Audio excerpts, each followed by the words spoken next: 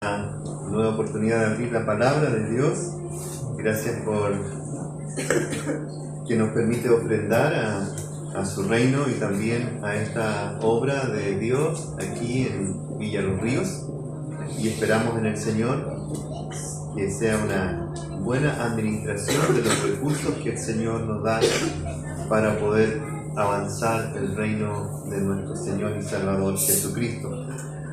Esta mañana del día domingo, el segundo domingo de cada mes, nos preparamos para compartir la cena del Señor. Es un tiempo especial en el cual el Señor nos invita a participar de esta comunión en la cual nosotros queremos renovar, intencionalmente examinarnos también en nuestro relacionarnos con el Señor de cada día. Es la iglesia que hace este ejercicio de reconocer que Dios nos manda a recordar continuamente el sacrificio de Cristo por nosotros en la cruz. Durante mi vida he tenido pocas oportunidades de ser invitado a cenas especiales, como, no sé, un banquete de alguien como famoso o prominente, digamos, ¿no? Que me invite a una cena especial donde solo se puede llegar con una invitación escrita o algo así. Solo tengo recuerdos de mi trabajo en el retail hace muchos años atrás, uno de los primeros trabajos que tuve, y en la sección donde yo trabajaba ganamos un premio a lo mejor, no sé, un reconocimiento de algo, y nos invitaron a una cena, a un lugar muy así como elegante. Y recuerdo que fue la primera vez que conocí las cenas buffet, ¿no? Donde uno podía servirse todo lo que podía, pero como era de etiqueta uno tenía que contenerse y como comerlo así como de manera muy delicada, ¿no? Pasé hambre porque era todo así tipo muy buffet, muy como... Bueno, fue la única oportunidad que tuve de ir a una cena así tan especial. Pero uno se siente especial, ¿cierto? Cuando te invitan a un lugar con una invitación escrita donde te reconocen o, gracias, o te muestran algún tipo de aprecio especial a causa de la invitación. Bien, durante la historia de la humanidad, la cena siempre ha sido un espacio donde se tiene tiempos de comunión y dependiendo de quién te invita a la cena, esa cena toma una atmósfera muy particular. En el caso de nuestra cena del Señor, nos remontamos al tiempo en que el Señor Jesús invitó a sus discípulos a participar de la última cena que Él tendría con ellos antes de ir a la cruz y morir por nuestros pecados y ir a la tumba y resucitar y luego ascender a su trono. Ese momento tan especial, tan íntimo, tan de comunión que queda reflejado en las Escrituras, en los Evangelios y también en la enseñanza de la Iglesia, tanto del primer siglo como la de nosotros al día de hoy. Pero si nos miramos más atrás en las Escrituras, vamos a encontrar imágenes en el Antiguo Testamento que muestran que la redención, es decir, que la obra de salvación estaba en el corazón de Dios. Y algunas de esas imágenes también apuntan a estos momentos especiales donde la cena es algo muy importante. Y hay imágenes. El autor de Hebreos dice que son como sombras de algo mejor. Y obviamente estas imágenes tienen sus imperfecciones, pero apuntan hacia propósitos que vamos a ver son mejores y preciosos para nosotros en el día de hoy. A través de esta imagen que quiero mostrarles en el Antiguo Testamento, veremos algunas similitudes y algunas como imágenes que nos van a recordar la importancia de estar en este tiempo en la cena del Señor. Y la pregunta que me quiero hacer y quiero hacer a ustedes a través de este sermón es cómo llegamos a cenar con Cristo este día tan especial. Vamos a ir al Antiguo Testamento, libro de Segunda de Samuel, capítulo 9. Segunda de Samuel, capítulo 9.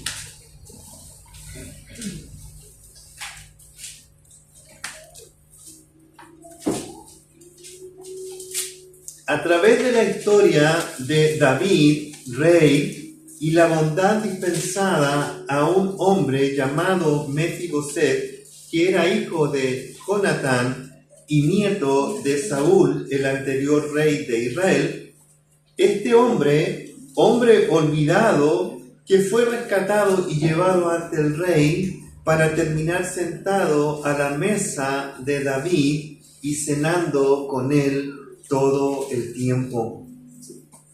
Dice el pasaje: dijo David, ya siendo rey: ¿ha quedado alguno de la casa de Saúl a quien haga yo misericordia por amor de Jonatán? Y había un siervo de la casa de Saúl que se llamaba Siba, el cual llamaron para que viniese a David, y el rey le dijo: ¿eres tú, Siba? Y él respondió: tu siervo. Y el rey le dijo: ¿no ha quedado nadie de la casa de Saúl a quien haga yo misericordia de Dios? Y Siba respondió al rey: ¿aún ha quedado un hijo de Jonatán, lisiado de los pies? Entonces el rey le preguntó: ¿dónde está? Y Siba respondió al rey: he aquí está en casa de Maquir, hijo de Amiel, en Lodebar. Entonces envió el rey David y le trajo de la casa de Maquir, hijo de Amiel, de Lodebar, y vino Mefiboset, hijo de Jonatán, hijo de Saúl, a David, y se postró sobre su rostro e hizo reverencia, y dijo David: Mefiboset. Y él respondió: he aquí tu siervo. Y le dijo David: no tengas temor, porque yo a la verdad haré contigo misericordia por amor de Jonatán tu padre, y te devolveré todas las tierras de Saúl tu padre, y tú comerás siempre a mi mesa. Él, inclinándose, dijo: ¿quién es tu siervo para que mires a un perro muerto como yo? Entonces el rey llamó a Siba, siervo de Saúl, y le dijo: todo lo que fue de Saúl y de toda su casa, yo lo he dado al hijo de tu señor.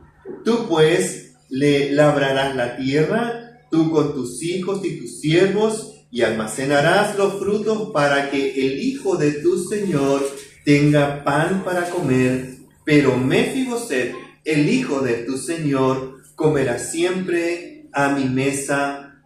Tenía Siba 15 hijos y 20 siervos.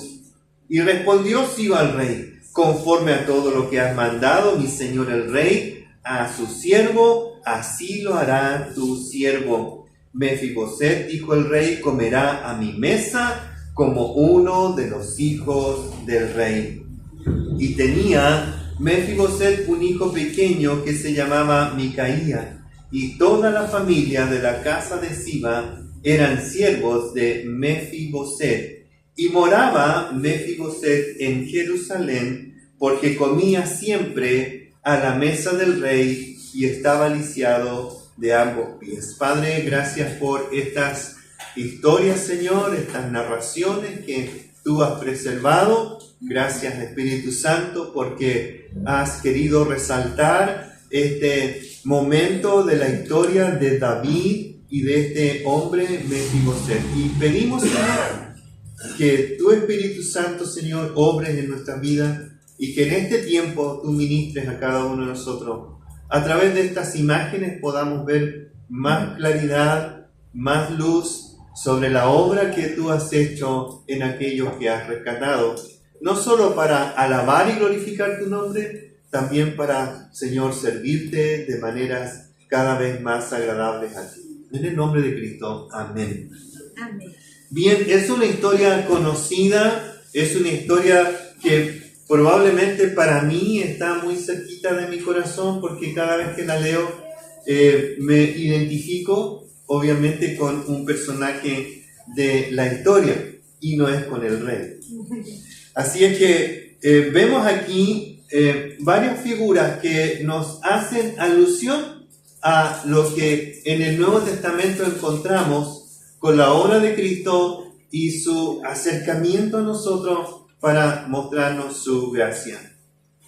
Fácilmente podemos ver a David, el rey, identificado como el anfitrión, el que busca, el que concede gracia, el que restaura, el que ofrece más de lo que se podría pensar o imaginar.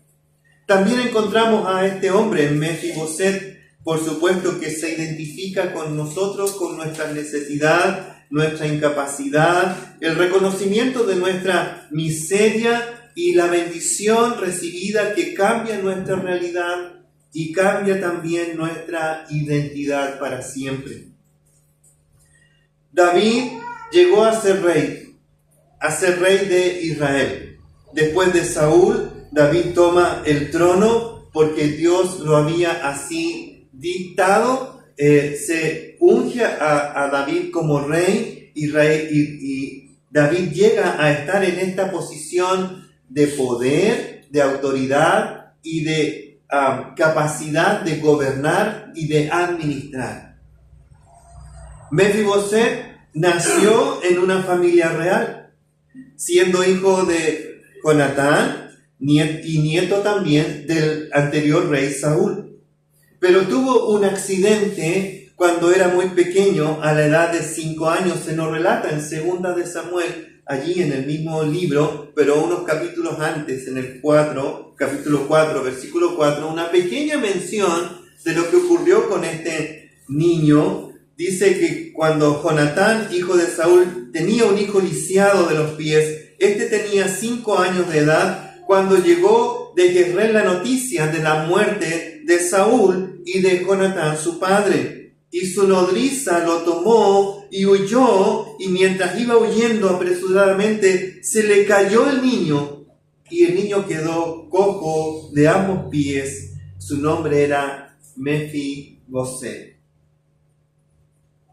Así, este niño, huérfano de padre, huyendo de lo que podría ser un destino fatal, puesto que era costumbre de los reinos de la época, de que cuando ascendía un nuevo rey y un nuevo linaje, el linaje del rey anterior debía ser o llevado lejos o, en algunos casos, cruelmente asesinado para impedir que haya algún tipo de competencia con el rey. En esta misma mentalidad, la nodriza, la cuidadora de Mefiboset, pensó que este niño corría un gran peligro y que el nuevo rey David iba a querer asesinar al pequeño, y por eso huyó. Pero en el proceso tiene este accidente y este niño queda lisiado de por vida, y así creció con esta necesidad. Probablemente él viajó a este lugar de Lodebar para pasar desapercibido y fue inquilino en la casa de un hombre de ese lugar y permaneció allí por muchos años, se casó, tuvo hijos y aún en esa condición de lisiado él vivió en el anonimato hasta ese día. Entonces el rey busca a este hombre. No específicamente a él, pero sí busca a alguien de la descendencia de Jonatán o de Saúl a quien darle o hacerle misericordia. Y busca hasta encontrar a este hombre llamado Mefiboset. El rey David, por su amistad con Jonatán, busca saber si había alguien que pudiera él hacerle bondad o mostrar misericordia. El rey está en una posición ahora de liderazgo, de poder, de autoridad y de administrar recursos. Entonces él, el rey David, toma la preeminencia en esta historia Él es el personaje principal que va a ministrar a este hombre en su miseria, en su necesidad, bondadosamente y más allá de lo que cualquiera se podía imaginar. Y aquí vemos algunas implicaciones que dan respuesta a mi sermón. ¿Cómo es que nosotros llegamos a cenar con Cristo? Y llegamos a cenar con Cristo hoy porque Cristo nos buscó en nuestra miseria y nos trajo hacia su presencia para hacernos bien. Y por eso hoy llegamos a cenar con Cristo. Es un regalo inmerecido, es una invitación que no buscamos, pero que Cristo buscó y nos da. Y nos trae hacia sí mismo para hacernos bien. Y vino Mefiboset, hijo de Jonatán, hijo de Saúl, y se postró sobre su rostro e hizo reverencia, reconociendo que estaba delante del rey, que tenía todo poder y autoridad y podía ministrar justicia o misericordia. Y aquí la otra respuesta de cómo llegamos a cenar con Cristo hoy, porque reconocemos nuestra condición delante del rey. Mefiboset dice: he aquí tu siervo. Y él inclinándose dijo en el versículo 8: ¿quién es tu siervo para que mires a un perro muerto como yo? Y alguien podría decir, en realidad el problema de Mefiboset era un problema de autoestima. Él se miraba a sí mismo como inferior. Y habría mucho material para personas hoy para tratar esa deficiencia de su carácter a causa de su historia pasada. Cómo las condiciones en que él nació y las condiciones en que él vivió, las circunstancias de su accidente marcaron su vida y su autoestima. Y él se consideró una persona inferior y por eso él vivía como vivía y por eso él estaba en la condición en que estaba. Y entonces ahora lo que necesitaba él era elevar su autoestima. Pero lo que hace el rey David no es que le dice: no te preocupes, tú no eres así, tú eres mejor de lo que piensa. Lo que hace el rey David es reconoce la necesidad. No es un problema de autoestima, es un problema de una necesidad profunda. Y lo que hace Mefiboset es todo lo que nosotros hicimos al encontrarnos con el Dios Todopoderoso y el Cristo Rey que nos busca para llevarnos hacia Él. Y cuando estamos delante del Rey, nos reconocemos en nuestra miseria y necesidad. Solo aquellos que pasamos por la realidad de nuestra necesidad podemos alcanzar lo que Dios nos ofrece. Jesús dice: no he venido a los justos, sino a los pecadores. He venido a buscar lo perdido. He venido a salvar lo que nadie puede salvar. Si tú no te reconoces como pecador, es difícilmente Dios va a poder salvarte o perdonarte de tu maldad. Tiene que haber ese reconocimiento. Y ese reconocimiento viene no de nosotros, viene de Dios. Cuando te encuentras con el Evangelio y la persona del Señor Jesucristo, tus pecados se hacen evidentes. Me recuerdo la historia cuando Jesús entra a la barca de Pedro y Pedro cae humillado delante de él. Y es porque nosotros, al encontrarnos con el Dios Santo y justo y todopoderoso y con el Cristo que puede salvar, solo dos cosas pueden ocurrir: cree en el Señor Jesucristo para ser salvo de todos tus pecados, o no creer en Él y ser condenado por toda la eternidad. ¿Qué pide Mefiboset? Absolutamente nada.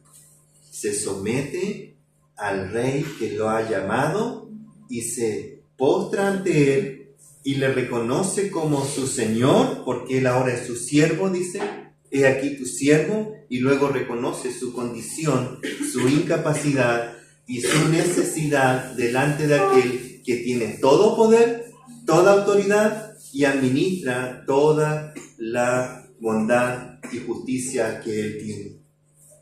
Las implicaciones son evidentes para nosotros en el día de hoy.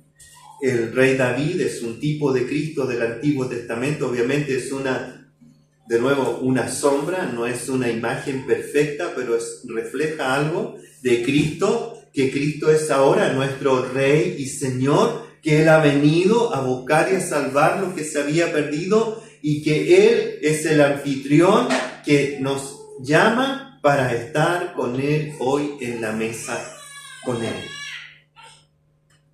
Cuando los discípulos en la última cena son encomendados por el Señor para preparar la Pascua y comer con Él la última cena, le dice, vayan y hablen con tal persona, ahí en Lucas 24 que acabamos de leer, y cuando llegan ven que ya todo está dispuesto.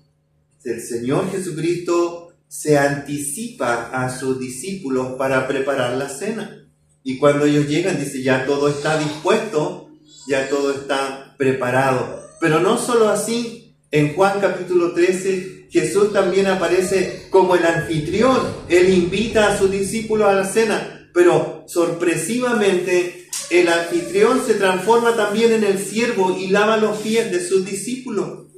Y luego, otra sorpresa más es que cuando están cenando, Él dice, no solo soy el anfitrión, no solo soy el siervo, sino que también soy la cena, porque mi cuerpo es la carne, mi sangre es lo que van a beber. El pan y la bebida es la carne y la sangre de Cristo. David necesitó acceder a la posición de rey con autoridad para poder hacerle bien a Mefiboset. Jesús bajó de su trono de poder y autoridad absoluto sobre toda la creación para hacerle bien a la humanidad, y estando en esa condición nos bendijo con toda bendición espiritual. Su vida ahora es nuestra vida, su sangre. Su cuerpo ahora es el cuerpo en que vivimos y crecemos, la iglesia, el cuerpo de Cristo. Por eso en el versículo 7 David puede decir, no temas porque yo a la verdad haré contigo misericordia por amor de Jonatán tu padre. David no podía hacerle bien a Mefiboset a menos que hubiese estado en la posición de rey. Él podría haber tenido muy buenas intenciones, pero no tenía el poder de hacer el bien que quería hacerle a Mefiboset. Nosotros tenemos muy buenas intenciones a veces de hacerle bien a nuestros hermanos, a nuestros hijos, a nuestros cónyuges, a aquellos que están en necesidad, pero no tenemos el poder para hacerlo muchas veces.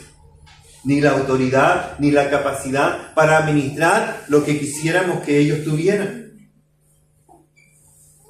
Por eso David tenía que esperar llegar a esa posición para poder hacerle bien a Mefiboset.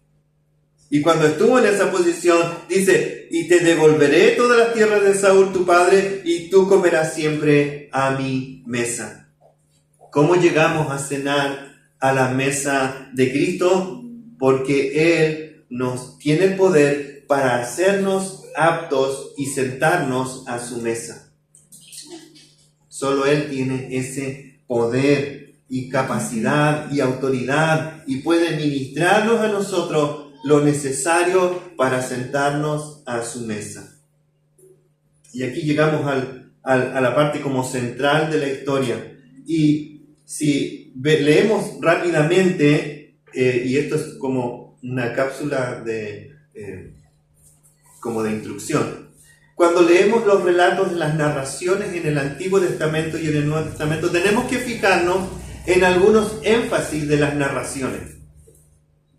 cuando contamos nuestras propias historias o nuestras anécdotas, y ayer estuvimos muy animados en el grupo de varones porque nuestro hermano Julio nos contó una anécdota muy interesante, divertida en el momento que la contó, pero no cuando la vivió, pero nos queda muy grabada, ¿no? Creo que todos los varones nos fuimos con esa imagen, ¿cierto?, de nuestro hermano Julio.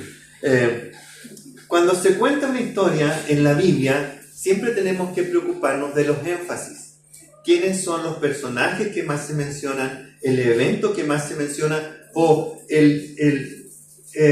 las frases que se mencionan y se repiten? Porque esos son los énfasis que el autor bíblico, el Espíritu Santo, quiere dejarnos grabados en nuestra retina. Fíjese, capítulo 9 de Segunda de Samuel, en 4 ocasiones se menciona esta verdad. Versículo 7, tú comerás siempre a mi mesa.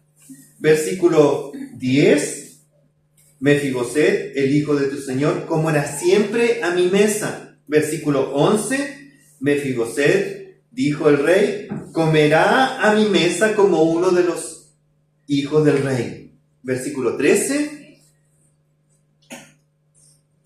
porque dice, moraba Mefiboset en Jerusalén porque comía siempre a la mesa del rey. Entonces, ¿cuál es el énfasis? Es obvio, ¿no? En esta porción, el Espíritu Santo quiere que prestes atención a esta frase. Él comerá siempre a la mesa del rey.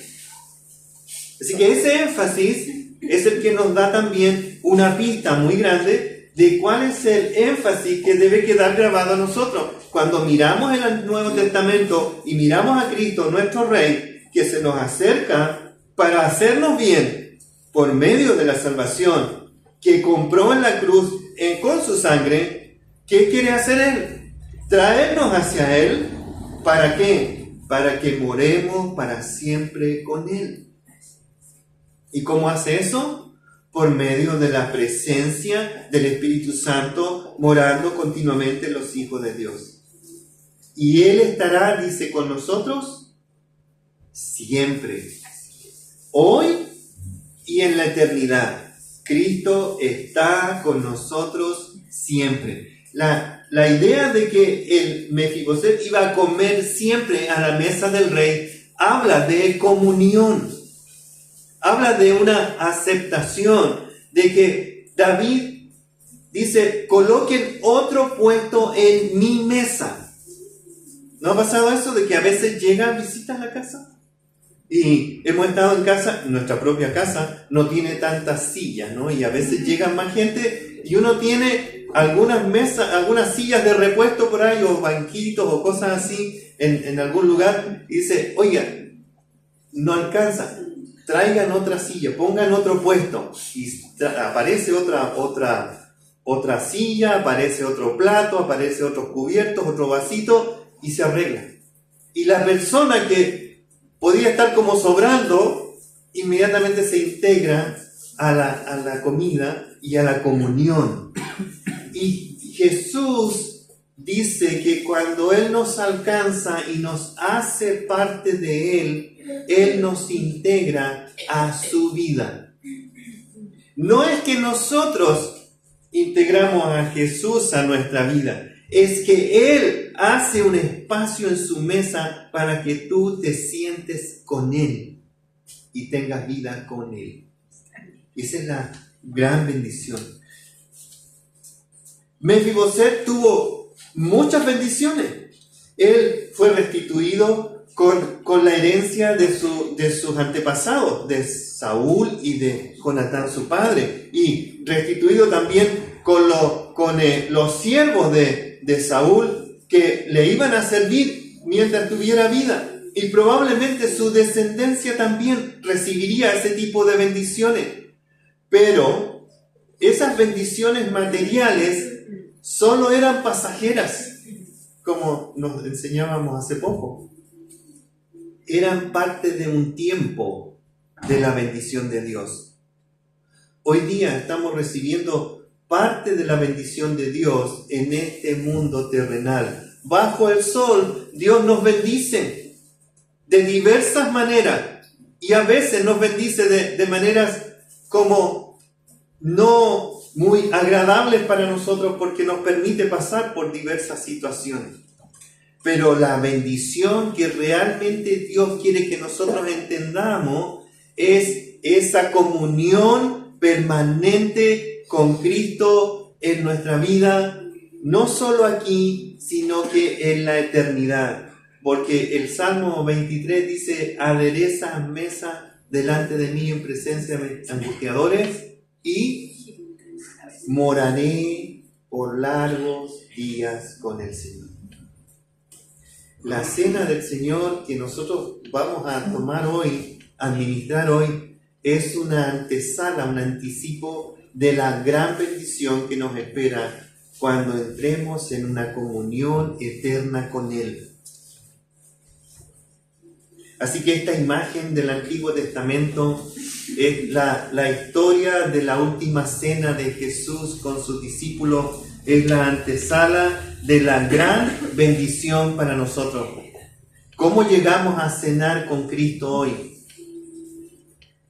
Como aquellos que nos reconocemos necesitados de comunión con Cristo, pero como aquellos privilegiados de manera inmerecida por la gracia de Dios, al entrar en comunión con el Rey Todopoderoso, el que ministra toda bendición, el que tiene toda justicia en su mano, y que solo podemos pedir nosotros: Señor, haznos bien en tu misericordia, porque la justicia que nosotros merecíamos fue puesta en la cuenta de Cristo. La bendición es la continua comunión con Dios a través de Cristo, nuestro Señor y Rey soberano. En estos 3 versos que se mencionan, o 4 versos que se mencionan aquí, el énfasis es entonces que una cláusula que acompaña a decir que va a cenar conmigo, dice el rey David, siempre. Esa cláusula, siempre, siempre, siempre. Mientras David fuera rey, Mefiboset estaría a la mesa de él. Mientras Cristo sea el Rey soberano de todo el universo, nosotros tendremos comunión con Él. ¿De quién depende eso? ¿De nosotros? ¿Quién tiene todo poder? ¿Quién es soberano? ¿Quién ministra? El Rey. ¿De quién depende de que nosotros tengamos comunión con Él? De Él. Él llama, Él te busca, Él te salva, Él te sienta a su mesa, Él te hace uno de sus hijos, Él te dice que estará contigo para siempre. ¿De quién depende todo eso? Del Rey. Él tiene poder, Él tiene toda la capacidad para hacer que tú permanezcas con Él para siempre. Ahora, entonces, ¿significa que nos sentamos y disfrutamos solamente? No. Cuando llegamos a conocer esa verdad profunda, al igual que Mefiboset, nos convertimos en su siervo. Siervo del Rey que nos llamó a su mesa. Así que vivimos como privilegiados de sentarnos a la mesa del Rey, pero no nos olvidamos que ese privilegio nos transforma en siervo del Rey. Participar de la cena del Señor nos recuerda que nuestro privilegio también viene acompañado con este sentir real, consciente y permanente de ser un siervo del Rey. Siempre, siempre Él es Rey y yo soy su siervo. Hoy, al participar de la mesa de Cristo, al cual somos invitados por Dios y buscados por el Espíritu Santo, reconocemos las innumerables bendiciones que Dios cada día derrama sobre nosotros sus hijos. Pero este día especial recordamos que Cristo es nuestra bendición, que Cristo es nuestro Rey, pero que Cristo también es nuestro sacrificio que Cristo es nuestro anfitrión, pero que también es el siervo que pagó para que nosotros pudiésemos estar sentados a la mesa. Sentarnos a la mesa del Rey del Universo, del Juez justo y soberano, lleno de todo poder, pero que nos recibe y nos ama y nos hace bien. Que Dios nos ayude para que podamos en esta mañana tarde ya renovar nuestra relación con el Señor, reconociendo que Él es el anfitrión de nuestra vida, que nosotros estamos al servicio de un Rey y que cada día con gozo nos invita a servirle y a estar en comunión con Él. Vamos a orar y en este tiempo de orar vamos a reflexionar, como dice el apóstol Pablo, examinándonos a nosotros mismos, estando a cuentas con Él para entrar en comunión con nuestro Rey, que nos invita a esta cena del Señor.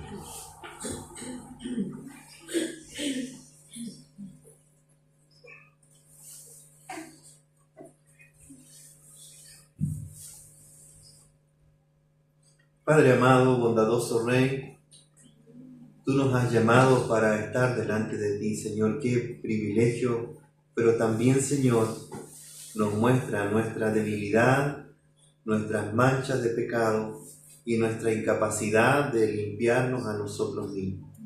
Oh Padre, gracias te damos porque nos dispensas de tu gracia y nos impartes también la justicia de Cristo, tu Hijo amado, aplicada a nosotros por medio del Espíritu Santo para hacernos aptos y estar limpios de nuestra maldad para sentarnos a tu mesa. Gracias, Padre, porque ya estamos limpios en Cristo, pero aún así necesitamos ser lavados. Te pedimos, Señor, que como iglesia podamos reconocer que sin ti no llevaremos fruto y que sin ti, Señor, no podemos servir.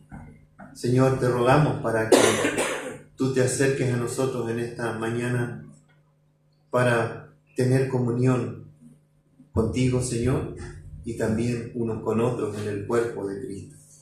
Pedimos tu bendición en el nombre del Señor. Amén. Amén. Bien, voy a pedir a mi hermano Benjamín y mi hermano Jonathan para que nos ayuden con los elementos de la cena. Y mientras repartimos los elementos de la cena, me dicen los músicos que tenemos una alabanza para cantar. Muy bien.